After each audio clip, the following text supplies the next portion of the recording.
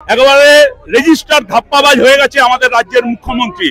এর আগে পরিবহ মুখার্জি ডাক্তারবাবু, সেখান থেকেই মুখ্যমন্ত্রীর ধাপ্পা দেওয়া শুরু হয়েছিল, কিন্তু বারবার ন্যাড়া বেলতলায় যায় না, ন্যাড়া বেলতলায় একবারই যায়। হুমায়ুন কবির বলছে 50,000 লোক জমায়েত করে আমি দেখিয়ে দেবো, জেল খাটালে খাটুক। হুমায়ুন কবির কি আদৌ তৃণমূলে আছে, না তৃণমূল থেকে বেরিয়ে গেছেন? উনি তো তৃণমূলের নেতাদের প্রতি বেশি বিষোদ্গার করেন, এবং তৃণমূলের নেত্রীকে ওনার একটু স্ক্রুটাই টাইট দিয়েছে, তাই একটু তৃণমূল নেত্রীর কাছে আসার জন্য এই ধরনের ভাষা ব্যবহার করছেন। উনি আর একটা ক্রিমিনালের মতন আচরণ করেন, একটা ক্রিমিনাল মেন্টালিটিতে উনি চলেন। সুতরাং হুমায়ুন কবির কি বললো না বললো কিচ্ছু যায় আসে না। একটা লোক বার করার হিম্মত নেই হুমায়ুন কবিরের। চালানার একটা এমএলএ, সে নাকি 50,000 লোক পার করবে। 14 তারিখ মানুষ দেখিয়েছে কিভাবে বেরোতে হয়। হুমায়ুন কবিরদের কথায় পশ্চিমবাংলার মানুষ চলে না। বেশ, আপনার একদম অঞ্চলের খুব কাছাকাছি সাগর দত্ত, এই সাগর দত্ত কিন্তু কালকে যে ঘটনা ঘটেছে আমরা তা নজর রেখেছি। সেই সাগর দত্ত থেকে জুনিয়র ডাক্তারদের উপরে হামলা, আবার আরজি করের ডাক্তাররা সেখানে গেছে, কি হচ্ছে?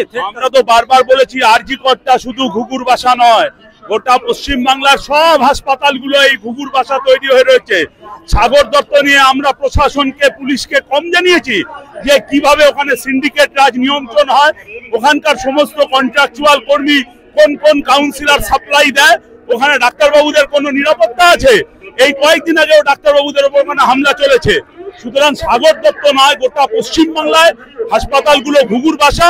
ধীরে ধীরে এই গোটা বিস্ফোরণ ঘটছে, মানুষ জানতে পারছে যে গোটা পশ্চিমবাংলায় হাসপাতাল, স্বাস্থ্যক্ষেত্রে কি থ্রেট কালচার এবং সিন্ডিকেট রাজ এই তৃণমূল কংগ্রেস চালু করেছিল। কিন্তু মুখ্যমন্ত্রী তো বলেছিল যে পরিবেশ, ডাক্তারদের কাজ করার পরিবেশ ফিরাবে, প্রতিশ্রুতি তো প্রতিশ্রুতি রয়ে গেল। দেখুন, মুখ্যমন্ত্রী বন্যা নিয়েও ধাপ্পা দেয়, মুখ্যমন্ত্রী ডাক্তারদের আন্দোলন নিয়েও ধাপ্পা দেয়। একেবারে রেজিস্টার ধাপ্পাবাজ হয়ে গেছে আমাদের রাজ্যের মুখ্যমন্ত্রী। এর আগে পরিবহ মুখার্জি ডাক্তারবাবু, সেখান থেকেই মুখ্যমন্ত্রীর ধাপ্পা দেওয়া শুরু হয়েছিল, কিন্তু বারবার ন্যাড়া বেলতলায় যায় না, ন্যাড়া বেলতলায় একবারই যায়। এবার মুখ্যমন্ত্রী বুঝেছে এই ধাপ্পাবাজিতে কাজ হবে না। ডাক্তারবাবুরা ওনার যে চক্রান্ত তার স্বরূপ ধরে ফেলেছে। এখন ডাক্তারবাবুরা তাই প্রতিবাদে রাস্তায় নামবে। মুখ্যমন্ত্রী যাই বলুক, এই মুখ্যমন্ত্রীকে ডাক্তারবাবু কেন পশ্চিমবাংলার মানুষ বিশ্বাস করে না। বেশ, বন্যা দুর্গতদের কথা বললেন, আমার শেষ প্রশ্ন থাকবে, কুইন্টাল কুইন্টাল জল একজন সাংসদ বলছে, ভুল করে বলে ফেললেন?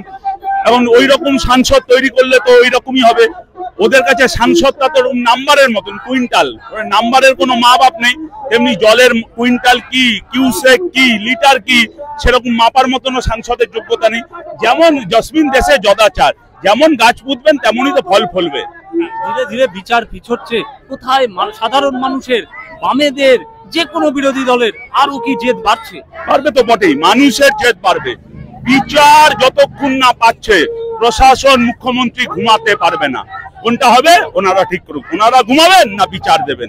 বিচার যতদিন না আসছে প্রশাসন, মুখ্যমন্ত্রী, থ্রেট কালচার, তথ্য প্রমাণ লোপাট, সব ঘুঘুর বাসা, তাদের কাউকে মানুষ ঘুমোতে দেবে না। রাতের পর মানুষও জাগবে, ওনাদেরও জাগিয়ে রাখা হবে। দেখা যাক এই লড়াই কত দূর চলে।